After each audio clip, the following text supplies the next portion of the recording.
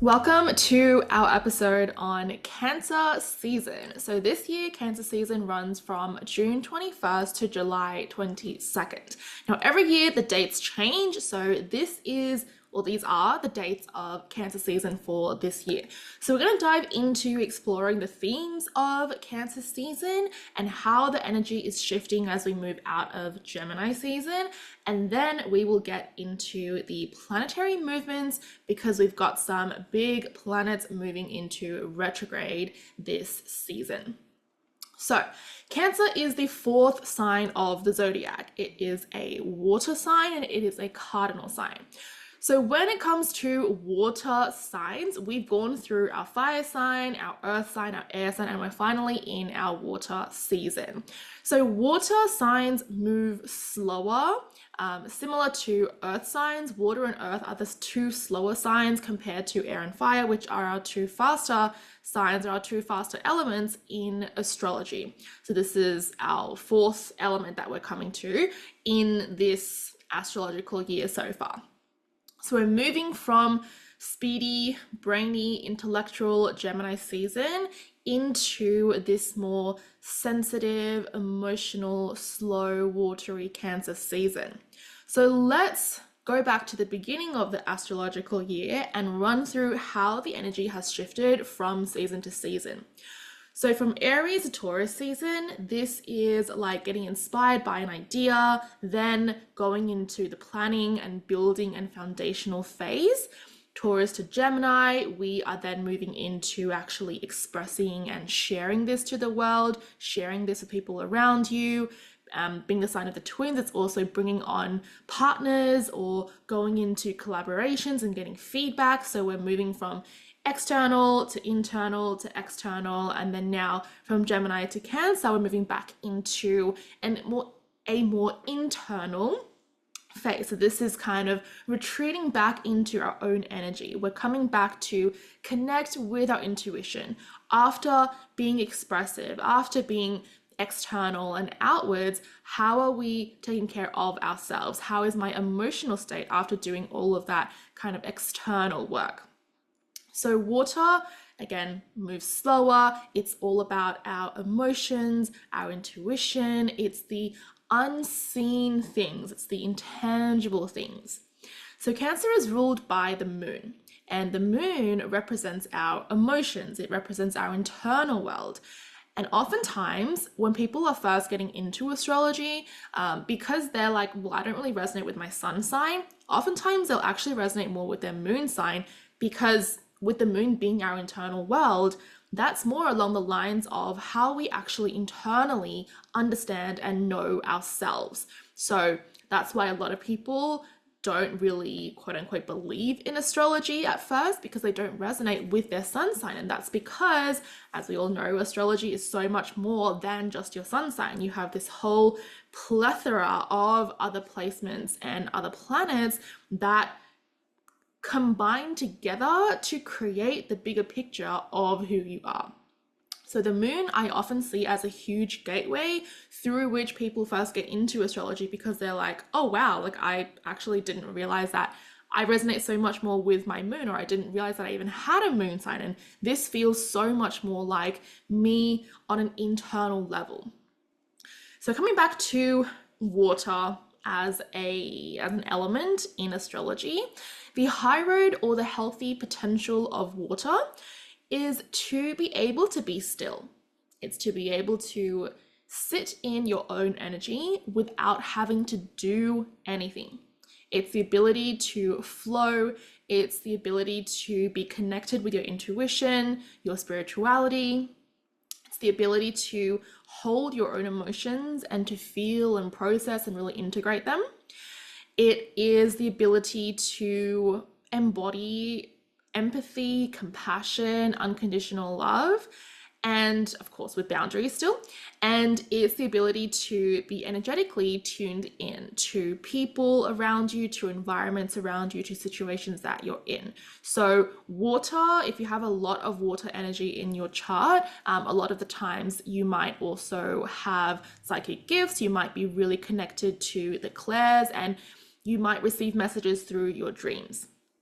Now, the low road or the unhealthy potential of water is energetic overwhelm. So that's why when I was saying that water has the ability to be so energetically tuned in, it has to be with boundaries, because if you don't have boundaries, you become easily overwhelmed energetically. And that can lead to anxiety and depression and even addictions to escape the overwhelm or to escape the kind of harsh environment that we experience in our everyday life and in the physical world. For Cancer specifically, this can look like putting on a shell, and we'll talk about this more later, but basically secluding yourself away from other people, away from connections, away from support, and it can result in also having this fear of being out in the world, and so letting that fear take over and hold you back from being connected to others or trying new things, or just holding you back from new experiences because you're afraid of what might happen, or your past memories and experiences are kind of influencing you to not try the new thing or not try something different. So let's move on to specific things when it comes to the sign of Cancer. The first one I want to talk about is mothering and nurturing, as well as self-care. And I want to talk about these things together because they're all kind of interwoven and interlinked and intertwined. So Cancer is the sign of the mother. It is giving mama bear energy. This is Cancer in a nutshell. And every time I have a client where we talk about their Cancer energy, or every time I talk about it on social media, this often triggers a lot of people, especially women, because they have had to parent their parents or they've had to parent their siblings, and they're just like, I'm so tired of taking care of everyone else. Why do I have to have this in my chart? Or why do I have to have this as, something that I need to embody? And that's because the self-care piece is missing. They have had to do the mothering and the nurturing by pouring it out of their own cup until it's empty. And even when their own cup is empty, they've been expected to keep pouring and pouring. And that builds so much resentment. And that's why, even though Cancer is a very nurturing sign, there's a lot of trauma and past experiences that are wrapped up into that. There's a lot of fear and a lot of pain and a lot of wounds. So even though it is a sign that's all about nurturing, that nurture needs to happen internally, healthily, before it can be expressed healthily externally. So Cancer is a cardinal sign as well. This means that they move energy. They are the leaders, which is why they take on that caretaking, nurturing, healing, mothering role really easily. They can easily slip into a role where they're like, okay, this is what you need. This is like, what can I do to take care of you? And because they are also a water sign, they take on other people's emotions and other people's energy and other people's baggage so easily. And that's why, again, the nurturing piece cannot happen healthily without the self-care piece first. So if you've had that experience of parenting others and you're like, fuck that, like, I don't want to be a nurturer, I was right there with you. I'm still working through my own issues and wounds around that. But just know that the more you turn that inwards to yourself first, the more that you nurture yourself first, the more you naturally are going to be able to feel inspired to take care of others again through that overflow. And it takes time to heal that. Okay, so just know that it takes time, but if that is something that you would like to embody and you would like to get to a healthy place of self-care and self-nurture in order to take care of those that you love through the overfill, it is possible. It just takes time and it takes prioritizing yourself first. So, self-care and self-nurturing is something that we are honestly conditioned out of from such a young age, right? Like, if we want to do something for ourselves, we get told that we are selfish, or other people have bigger problems. If we're like, I have this thing that I'm struggling with, a lot of the time we get the advice of like, well, it's not a big deal because other people are having bigger problems. So even though Now, as a society, we are so much more focused on mental health and self-care. It can still feel very competitive and capitalistic in the way that we are approaching those aspects. As an example, if I have time off and I spend it sleeping instead of doing the 10-step self-care routine that I saw an influencer do on social media, then there can be this feeling of, oh my God, I wasted my time. Or, oh my God, I did not do self-care right. Or, oh my God, I didn't take care of myself enough in the time that I had. And honestly, I was so caught up in that narrative before, and sometimes it still gets me. Like that way of thinking and that mindset still gets me, even in my own self-care practices now.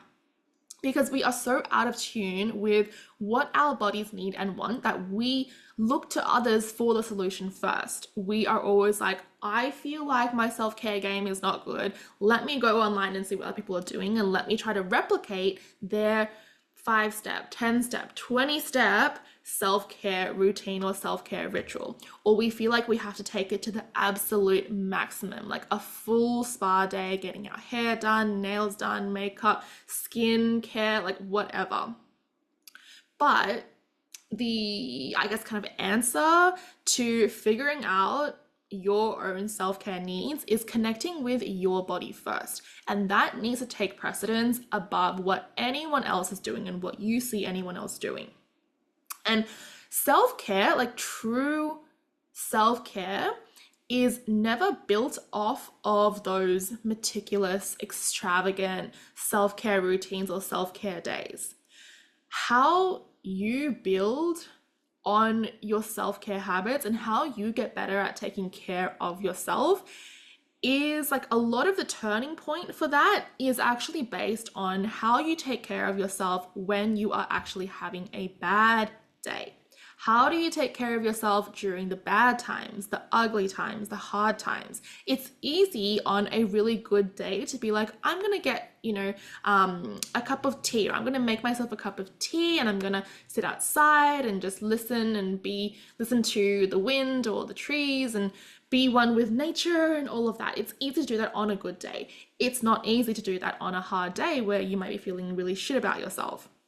So during those times, how do you stay kind to yourself? How do you keep calm within yourself? How do you stay patient with yourself? How do you talk to yourself? How do you reconnect with yourself? How do you hold yourself? And how are you present with all of the emotions and all the emotional waves that are coming with whatever it is that you are currently going through? And when you build on this, there is a level of freedom and self-trust that is so liberating and so beautiful to experience, because it's like, wow, I have my own back. I had my own back through that whole experience, and I really took care of myself in the best way possible. If I can do that, I can do harder things. I can do anything. And I want to clarify, don't get me wrong, I'm not shitting on the extravagant self-care routines or self-care days. I am not saying anything bad about that at all, because those are important too. Those are absolutely valid and valuable self-care rituals or routines to have, but the internal piece is crucial. So at the same time that, you're getting your hair done, or you're having a spa day, or you're taking a candlelit bath and taking care of yourself externally, make sure that nurture is also happening internally and on a consistent level, especially on those hard days. So if you've wanted to really get good at self-care, take this as a sign to work on this internal-external balance this season. Moving on to the next theme of Cancer season, it is family and home. So Cancer as a sign is very generational. It's very connected to your lineage and your ancestors. Whether or not you are on good terms with your birth family or not, or your family of origin, that sense of home is still important to you and to me and to all of us. especially on an intrinsic level. We all want to feel a sense of home and belonging with where we are and with who we are. So the people that you consider your family are important. The home environment you live in physically is important. Your own inner world and your own internal sense of emotional safety, your own internal home within you is important and is probably the most important to kind of really solidify and build a strong foundation within. So this process might even require you to redefine what family and home and belonging means for you and to you. You might be like, the traditional sense of the word family and home and belonging, that feels really resonant to me, and I feel really safe and like I belong in that meaning or that definition or that version of family and home. That's great. For other people, it might be something that is less traditional or is a kind of hybrid mix of what has been traditional and what is more modern. I don't know. Whatever sense of that word resonates with you, whatever image resonates with you, whatever definition resonates with you, it's important to be able to define what true belonging and true family and true home means for you so that it feels authentic to you and to what you want as well. So moving on from that, well, not moving on, but related to that, comfort is also key. So people with a lot of strong Cancer energy in their chart, especially if it's like their inner planets, sensitivity to textures and fabrics is a big deal.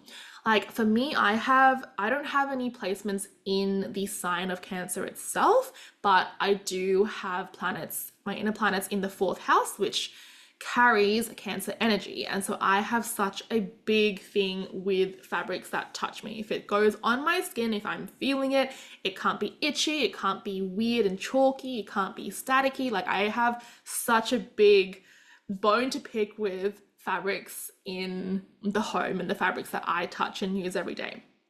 So kind of related to that, I guess, this season is really great time for decluttering. It's a great time to be focusing on creating a safe and peaceful home environment for yourself, whether that is just the room that you're in, whether that is like if you're living by yourself or with a partner or whatever it is, actually decluttering your home and organizing your home. If you're in the Southern Hemisphere like me, we are in winter, and this is the perfect time for creating that warm, cozy vibe. And just on a side note, I personally am really into looking at ambient lighting and organization because this year for my solar return, so like my birthday chart, my sun is in the 6th house. So there's a lot of emphasis on home and everyday routines and health and organizing and like all of those kind of more Virgo things. But anyway, that is a whole other conversation. So coming back to home and family, when your home is safe and comfortable, that creates a sense of peace that you don't realize how big of an impact it has. So there is a kind of, maybe I'll call it a rule in feng shui that I absolutely live by, and it's that a cluttered desk equals a cluttered mind, and that extends to the rest of your home as well. When we have clutter in feng shui, that symbolizes an area of life where you are feeling out of control, you're feeling chaotic, and if it's kind of like clutter that's built up and you've kind of hidden away, that can often indicate an area of life where you are holding on to certain things and you're not actually able to let go of things, and therefore new energy cannot come into the space, and so it's just kind of stagnant and it's not moving. So this is a good season to declutter, to really level up your home environment, your decor, your aesthetic. And just as a final kind of note on home and family, people with Cancer placements often have really good style. Like it comes so effortlessly to them, and basically it's a bonus for redecorating and making your home feel good for you. Okay, next Cancer season theme is emotions, and especially moodiness. So Cancer rules the stomach. That's the part of the body that it rules. So that's why gut feelings are a huge indicator for people with strong Cancer energy. Cancers also have a rep for having intense mood swings. So if we think about the symbol, they are the crab. So they have this soft interior and a hard exterior. And it's not that Cancers are cold or moody or icy. It's that they care so much that it hurts. And when they get hurt, they go cold. And I see this happen especially in a lot of Cancer men, because just on a societal level, it's not really quote unquote accepted to talk about and to express their emotions, and so their emotions end up freezing. So coming back to the bigger umbrella of elements, when we are talking about the water signs, and when like in my sessions I'm figuring out if someone's water is healthy or unhealthy, I always think about what form is their water in? Is it flowing healthily? Is it a huge waterfall that completely just wipes them out, because that's not healthy either? Is it frozen? Is it icy and we need to actually thaw the water and get it to trickle again and to flow again? So with Cancers, they also hold on to things for a really long time. Often it might take them like twice as long to let someone back into their soft interior again, if they do at all.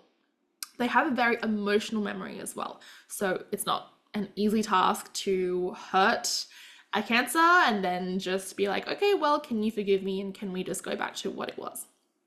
Now, with all of this sensitivity, that is, again, why creating a safe emotional space within yourself is really key. And if we bring this into kind of like polarity dynamics, like masculine, feminine energy, and a disclaimer here, I'm not talking about gender. Here, it's not like male or female. This is yin or yang.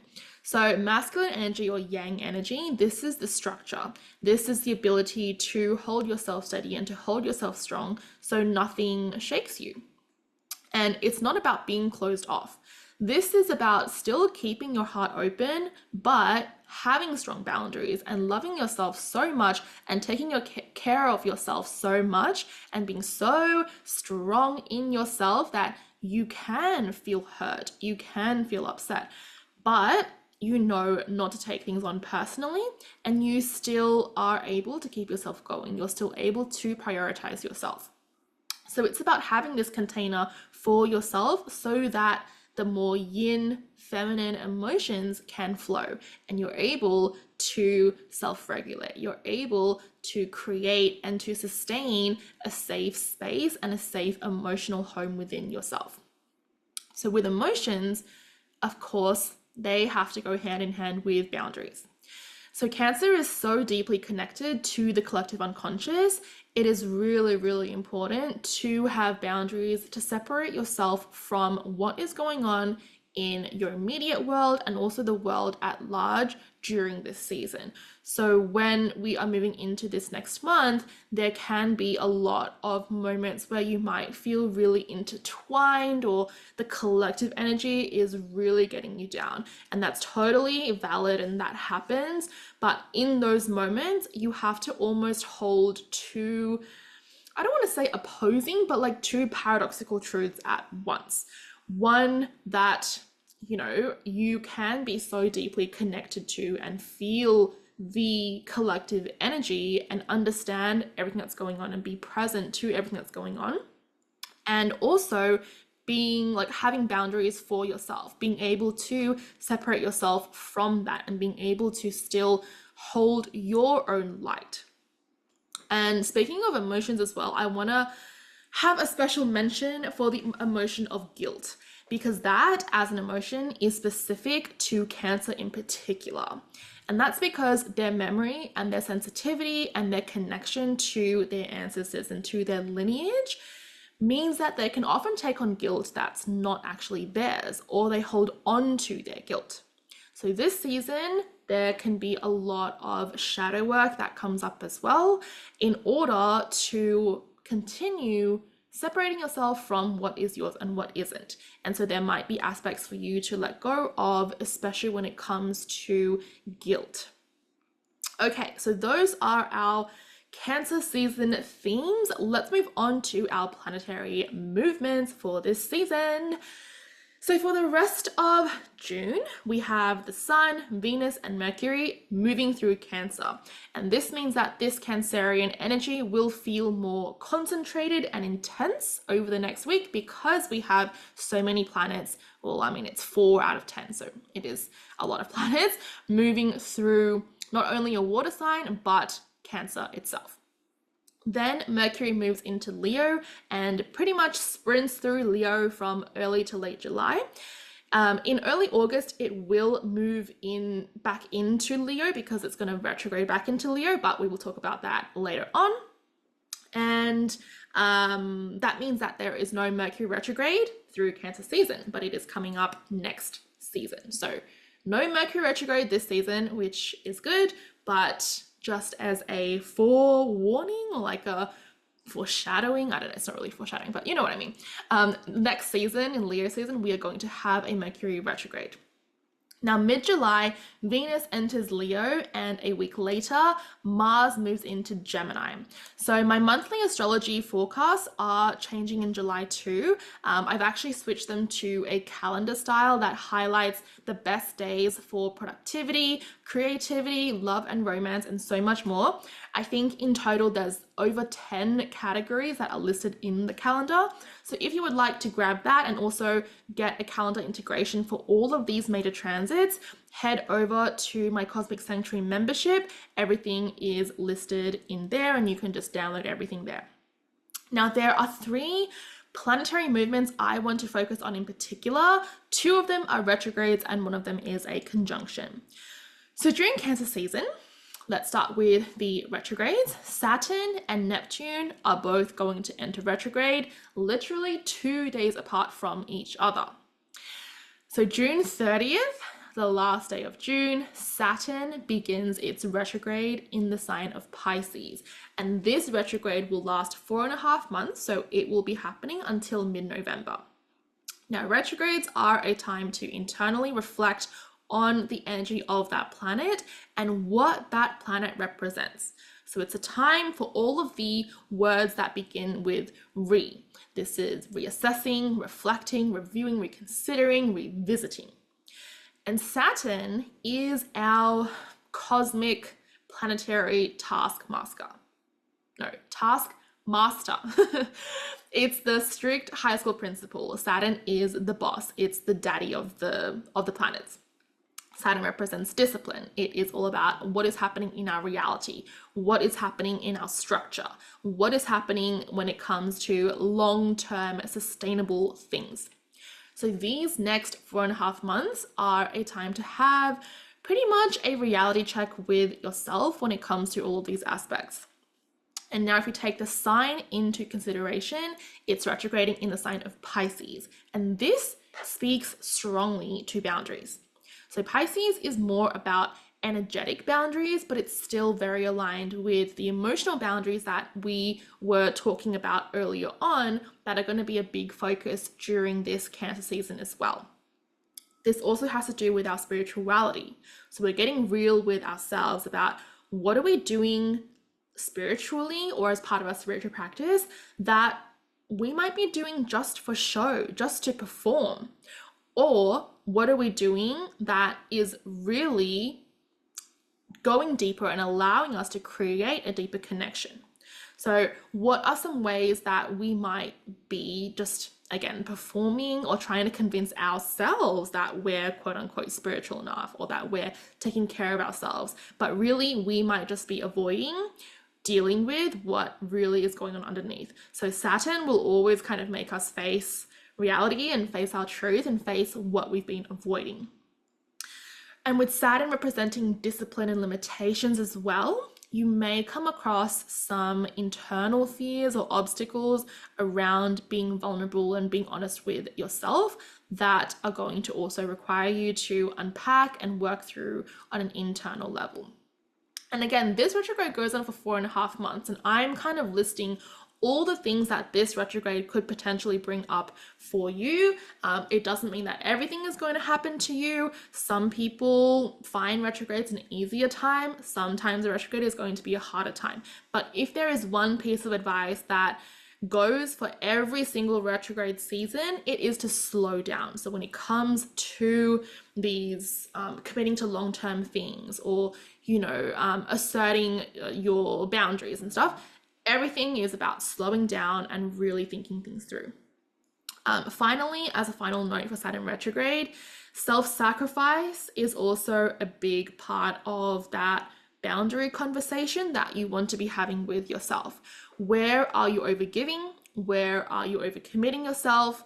And what is the motivation or the fear or the wound behind that? What is the shadow work that needs to happen there? Then 2 days later, on July 2nd, Neptune turns retrograde, and it goes retrograde also in the sign of Pisces. And this makes both planets in Pisces going through a retrograde season. So there are only 2 planets in Pisces right now, Saturn and Neptune. Obviously, the moon will cross through Pisces like once a month, but it moves so fast, the moon never retrogrades, we don't count that. But both planets in Pisces are going to be in retrograde. So Neptune is retrograding until early December. So it's retrograding longer than Saturn. It's retrograding for a little over 5 months. And this is an important retrograde because it begins in the final degree of Pisces. So next year, Neptune is going to be moving into Aries. And this means that it will have a greater effect on us on a collective level. Plus, Neptune rules Pisces, so it is retrograding in its home sign in its final degree. So in terms of what Neptune represents, it is the planet of illusion, spirituality, creativity, inspiration, our hopes, and our dreams. So during retrograde, it is really important to stay grounded because the emotional waves and the illusions that Neptune may bring can leave us feeling like we are ungrounded and we're just kind of floating out in the middle of nowhere. So during this retrograde as well, if you are able to slow down and to really reflect and to really focus on seeing the truth and feeling the truth as well, you can expect to see even more illusions dissolving and even more secrets and hidden things coming to light. Neptune, Pisces, Neptune in Pisces is very spiritual. So this is going to ramp up the massive rise of consciousness and growth in spiritual consciousness even more, especially because we still have Uranus in Taurus as well, that is continuing to shake up the systems and the structures that have been in place and have made it possible to spread misinformation and to pull the wool over our eyes. Now, on a more personal level, relationships and situations that are not meant for our highest good are also likely to dissolve now as we reflect on what we truly desire and what our dreams truly are. Again, remember that retrogrades are internal, so don't rush to act impulsively. These changes come from an internal shift within yourself and your own identity. So again, it lines up pretty perfectly with Cancer season, because Cancer season, like with these planets retrograding about 1 week in, we do have about a week to settle into this more internal emotional energy. The final major planetary movement I want to focus on is the Mars and Uranus conjunction that is going to be happening mid-July. So a few months ago, during, I believe, Taurus season, maybe it's Aries season, we talked about Uranus back then. It is the planet of unpredictability. It's the planet of sudden and unexpected events. It's the planet of innovation and rebellion. This meets up with Mars, which is the planet of action, or I should say Mars meets up with Uranus because Mars is traveling faster than Uranus. But anyway, these two are meeting up. So imagine combining a raging fire with electrical wires that are just spitting electricity out everywhere. That is what these two planets meeting up is going to be like. The energy is going to be chaotic. It is explosive, and there is this restless, on the edge of my seat quality and energy about it. Now, this is a huge portal for innovation. This is a huge portal for breakthroughs that take us leaps and bounds into the future. But of course, with this happening in Taurus, and also we have to remember to take into consideration the context of what is happening in the world. My tentative kind of prediction for this is that it is going to help us to unravel more of the systems and the structures that have been keeping us locked into these really negative cycles and unhealthy cycles.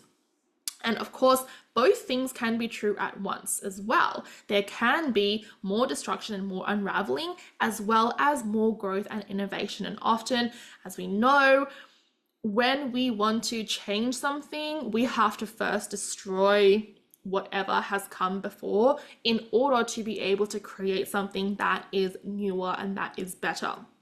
But basically, this energy feels really direct, it feels laser sharp, and it's got this feeling of, you know, when you're so sick of watching other people fuck up a job that you're like, you know what, screw it, just let me do it. Move aside, I'm going to take everything into my hands and I'm going to fix it. That's kind of the impatient energy that these two planets meeting up has. So it will be very interesting to see what goes down as we move into July. And if you feel this energy coming on, please let me know, DM me. I love talking about and analyzing how the planetary energies are affecting us. So make sure you let me know and you DM me and we can chat about that. And I feel like I say this every single episode, but it is so pertinent considering the context we are in right now. Make sure you are staying safe, make sure you are grounding, make sure you are taking deep breaths throughout your day, or you are doing some kind of breathing exercise, some kind of grounding exercise, because we are in a crazy time, and with Cancer season amping up our emotional sensitivity and almost this like lack of boundaries and this watery permeability, it is even more crucial that you are able to ground yourself now. So thank you so much for listening to this episode. Happy Cancer season.